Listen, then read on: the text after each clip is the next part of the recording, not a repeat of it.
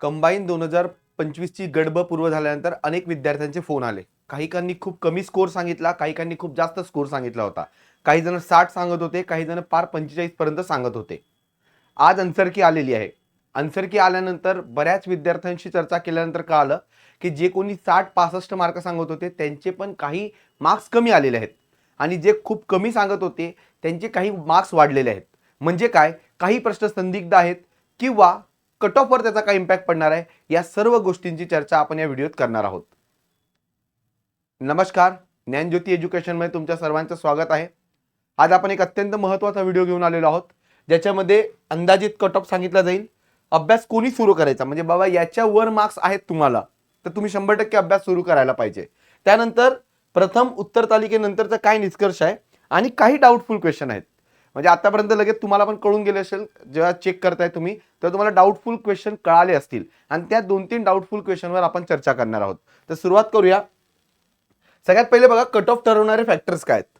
सगळ्यात पहिले जो फॅक्टर आहे तो सगळ्यात महत्त्वाचा फॅक्टर म्हणता येईल, तो म्हणजे जागा आणि दुसरं म्हणजे काठिण्य पातळी.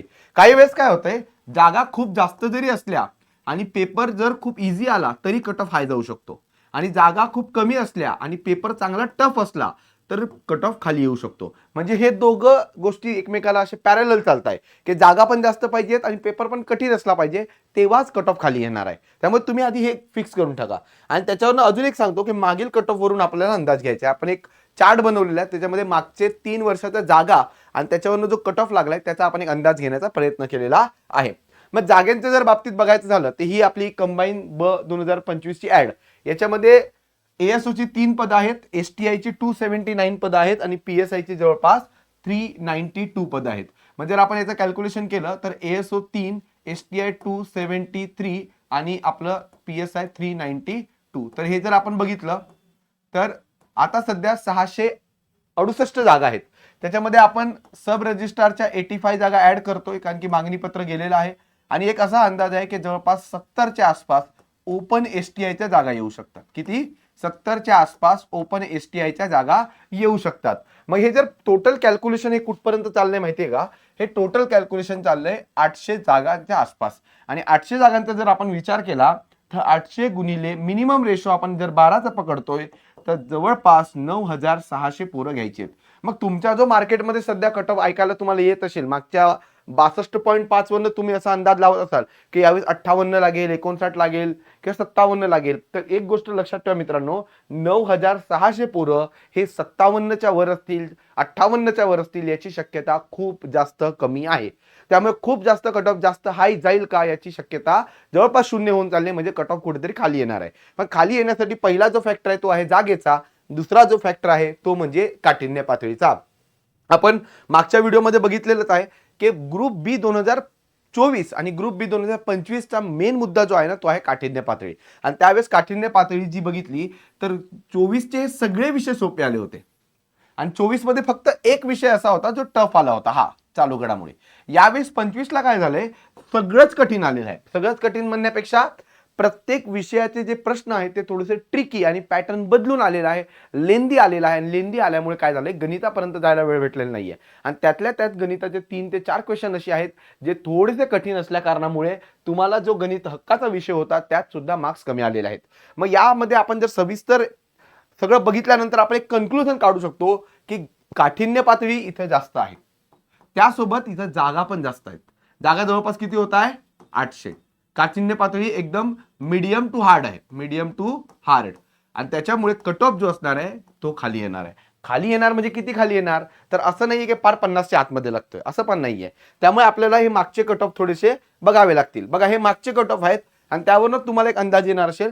मागच्या वेळेस पीएसआय 374 जागा होत्या 2023च्या पीएसआयच्या. मी पीएसआय सोबत का तुलना करतोय, कारण की 2023 ला एक कट ऑफ नव्हता आणि एक कट ऑफ नसल्यामुळे आपण काय म्हणतो की पीएसआय चं फक्त आपण जागा कन्सिडर केलेल्या आहेत.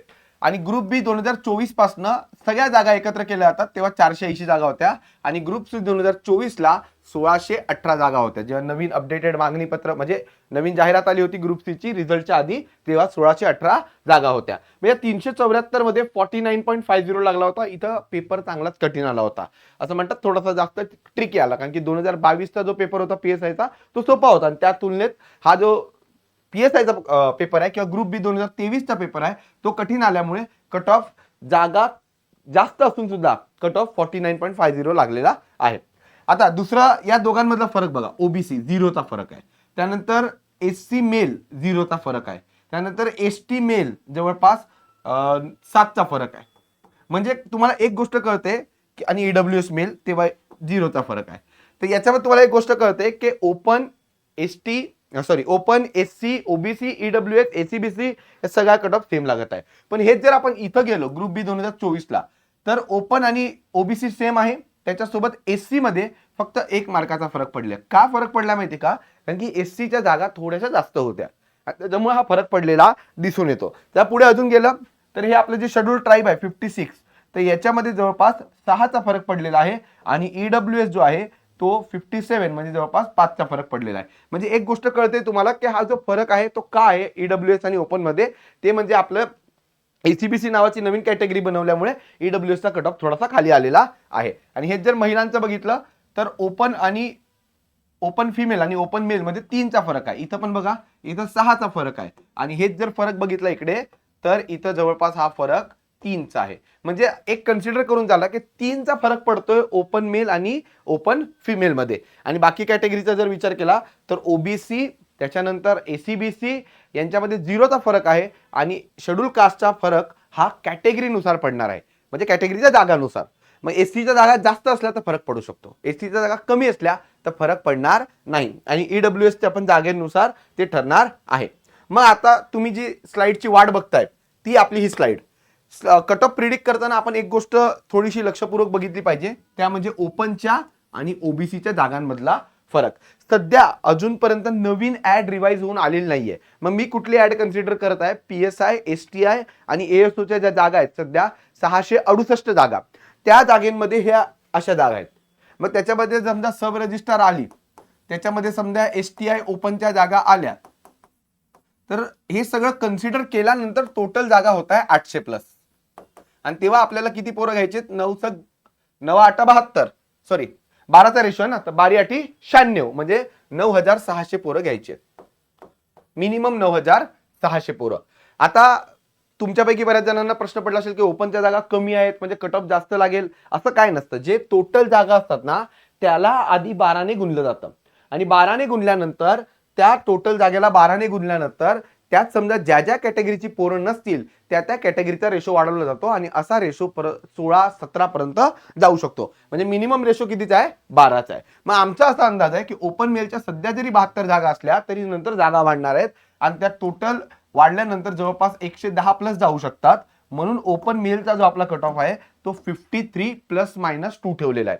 म्हणजे ज्यांना 52 पेक्षा जास्त मार्क आहेत किंवा 53 पेक्षा जास्त मार्क आहेत त्यांनी 100% मेन्सचा अभ्यास सुरू करायला पाहिजे, कारण की तुम्हाला नंतर रिग्रेट नको व्हायला की मी का नाही केलं. आणि जर तुम्ही एक दुसरा पॉइंट ऑफ व्ह्यू बघितला की आता पुढची जी पूर्व परीक्षा आहे ती डायरेक्ट जून मध्ये आहे. मग आता हे 2 महिने तुम्ही काय करणार आहात? 2 महिने असं समजून अभ्यास करा की मी मेन्सला आहे. त्यानंतर समजा तुमचं झालं नाही झालं तरी तुम्हाला पुढचे 3 महिने भेटतात पुढची पूर्व परीक्षा करायला आणि त्या दरम्यान तुमचं मराठी किंवा इंग्रजी हा मेन्सचा एक विषय होऊन जातो. त्यानंतर दुसरा जो आपण कट ऑफ बघणार आहोत तो फिमेलचा, तो म्हणजे 49 पकडलाय. का माहिती का? फिमेलच्या 34 जागा आहेत आणि त्या चांगल्या जागा आलेल्या आहेत. त्यामुळे ओपन फिमेलचा आपण 4चा फरक पकडलाय. ट्रॅडिशनली आपण मागचे 2 कट ऑफ पाहिल्यावर 3-3चा फरक पडतोय, परंतु इथं 4चा फरक पकडण्यामागचं कारण आहे ओपन फिमेलच्या चांगल्या जागा आलेल्या आहेत आणि त्याच्यासोबत STI आणि सब रजिस्ट्रारच्या जागा जेव्हा ऍड होतील तेव्हा ओपन फिमेलच्या जागा अजून वाढणार आहेत. त्यानंतर ओबीसी मेलचं पहिल्यांदा मी कन्सिडर करत आहे की 0.5चा फरक पडेल. म्हणजे आतापर्यंत आपण 3 कट ऑफ पाहिले त्यात ओपन आणि ओबीसी मेल हे जवळपास सेम लागत आहे, पण यावेळेस असा अंदाज आहे की ओबीसी मेलच्या खूप जास्त जागा असल्यामुळे जवळपास 115 जागा असल्यामुळे 0.5चा आपण फरक अपेक्षित करत आहोत. म्हणजे 52.5 एवढा आपण ओबीसी मेलचा कट ऑफ पकडत आहोत, ओपन पेक्षा 0.5 ने कमी. आणि हेच ओबीसी फिमेलचा 48.5, कारण की ओबीसी फिमेलच्या जागा बघा तुम्ही या 2 जागेमध्ये तुलना करू शकता. Open female 34, OBC female 53. त्यानंतर SC मेल खूप जास्त जागा आल्यात, खूप जास्त म्हणजे खूपच जास्त, 79 जागा. एवढ्या कधी जागा आल्या होत्या? जेव्हा STI ची 600ची जाहिरात निघाली होती 2021ची, तेव्हा SC मेलच्या एवढ्या जागा आल्या होत्या आणि आता त्यानंतर एवढ्या आलेल्या आहेत. तर याच्यामध्ये मी STI आणि STI आणि PSI या दोन्ही कन्सिडर करून चालत आहे की 79 आलं तसं, आणि त्यावर ना आपण फरक कन्सिडर करतोय की याच्यात 2चा फरक पडू शकतो. तसा तर पडलेला नाहीये मागच्या 3 कट ऑफ मध्ये आपण बघितल्यावर 1चा फक्त पडला होता.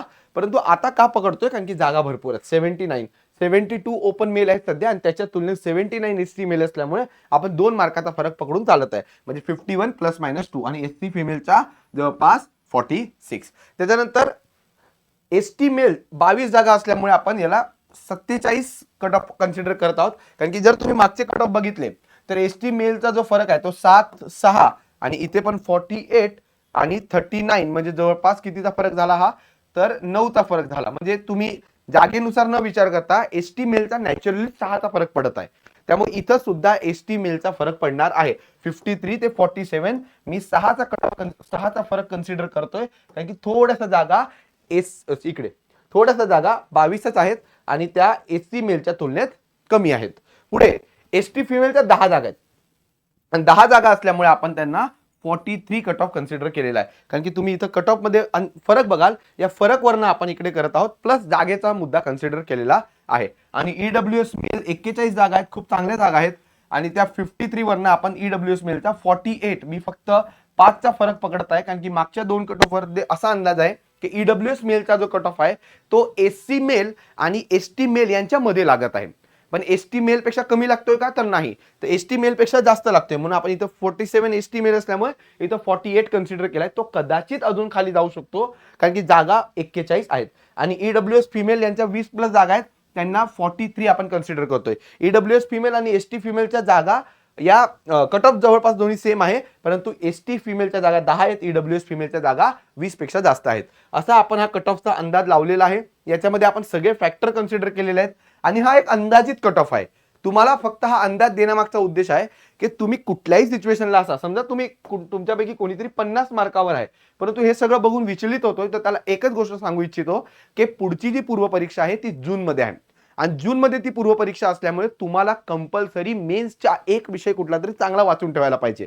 मग तुम्ही 50 जरी असले तरी असं कन्सिडर करा की मला बसणार आहे मी कट ऑफला आणि मी मराठी किंवा इंग्रजी हा एक विषय पूर्ण ताकदीने तयार करून ठेवतो. आणि त्याच्यासोबतच आपण एक अजून गोष्ट कन्सिडर केली पाहिजे, ती म्हणजे सेकंड की. का सेकंड की कन्सिडर करायची आहे, कारण की याच्यामध्ये 2 ते 3 प्रश्न डाऊटफुल आहे. त्याच्यामध्ये सगळ्यात पहिले तो 60% वाला प्रश्न, ज्याचं अपेक्षित उत्तर 300% होतं, जे आयोगाने 60 उत्तर दिलेलं आहे सध्या. त्यानंतर दुसरा तो प्रोफाईल वाला प्रश्न कोडिंग डिकोडिंगचा, आणि तिसरा प्रश्न टिळक आणि शिवराम पंत परांजपे याचा जो, म्हणजे आयोगाने सध्या शिवराम पंत परांजपे हे उत्तर दिलेलं आहे.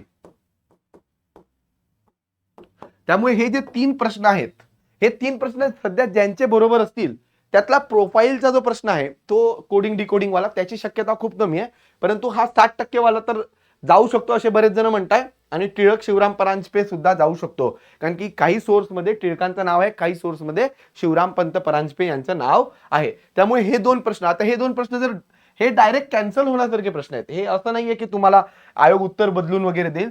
जर हे 2 प्रश्न हॅश झाले तर डायरेक्ट कट ऑफ तुमचा 98 वरनं ठरणार आहे, जो कदाचित 52च्या सुद्धा खाली येऊ शकतो. त्यामुळे तुम्हाला असं वाटत आहे की मी डाऊटफुल आहे किंवा काय, तर 50 पेक्षा जास्त जर तुम्हाला मार्क असतील तर सध्या तुमच्याकडे एकच पर्याय खुला आहे, तो म्हणजे तुम्ही अभ्यास करायला पाहिजे, तो पण मुख्य परीक्षेचा, मराठीचा किंवा इंग्रजीचा.